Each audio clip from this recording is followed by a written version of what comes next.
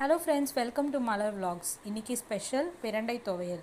பிரண்டை எடுத்துட்டு அதில் இருக்க இலையெல்லாம் கட் பண்ணிவிட்டு சின்ன சின்னதாக வந்துட்டு கட் பண்ணிக்கணும். அப்புறம் அதை நல்லா 2 to 3 டைம்ஸ் வந்து நல்லா வாஷ் பண்ணிக்கணும்.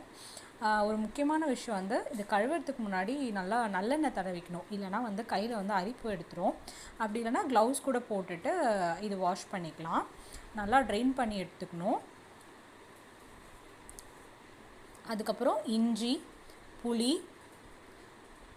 உளுந்து, காஞ்ச மிளகா எடுத்துக்கணும். காஞ்ச மிளகாவை நல்லா வறுத்துக்கணும்.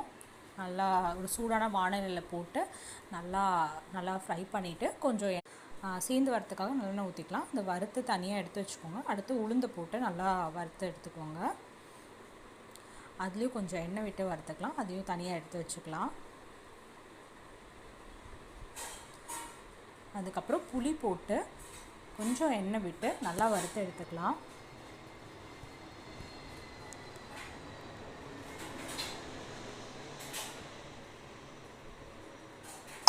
அதுக்கப்புறம் நல்லா இஞ்சி போட்டு நல்லா வறுத்து எடுத்துக்கலாம். அதுக்கப்புறம் மேலேயே பிரண்டை போட்டு நல்லா வறுத்து எடுத்துக்கலாம். இது மேலே கொஞ்சம் நல்லெண்ணெய் ஊற்றி வறுக்கிறது ரொம்ப நல்லது, உடம்புக்கும் நல்லது. அதில் வந்து நல்லா சேர்ந்த மாதிரியும் வரும். ஸோ நல்லெண்ணெய் வந்து மஸ்ட். இது மேலே போட்டு நல்லா இது கலர் மாறுற வரைக்கும் நல்லா வறுத்து எடுத்துக்கணும். இப்போது ஜாரில் உளுந்தும் மிளகும் தனியாக வறுத்து வச்சோம் இல்லையா, அதை ஃபஸ்ட்டு போட்டுக்கணும்.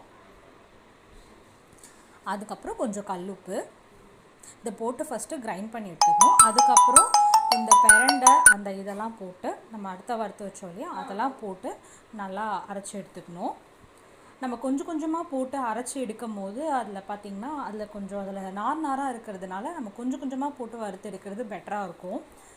அதுக்கப்புறம் லாஸ்ட்டில் புளி போட்டு நல்லா கிரைண்ட் பண்ணி எடுத்துட வேண்டியதான். நல்லா அரைப்படலை அப்படின்றதுனால நம்ம திரும்பி போடுறோம். ஏன்னா அதில் நார் ரொம்ப நிறைய இருக்கும். இந்த நார் சத்தை வந்து நம்ம விளக்கிடக்கூடாது. அதுக்காக தான் நம்ம 2 to 3 டைம்ஸ் வந்து கிரைண்ட் பண்ணுறோம். இதோட ஃபுல் பெனிஃபிஷியல் வந்துட்டு நம்மளுக்கு அந்த நார் சத்தோடு எடுக்கும் போது தான் இருக்குது. ஃபைனலாக நம்ம துவையல் ரெடி ஆகிடுச்சு.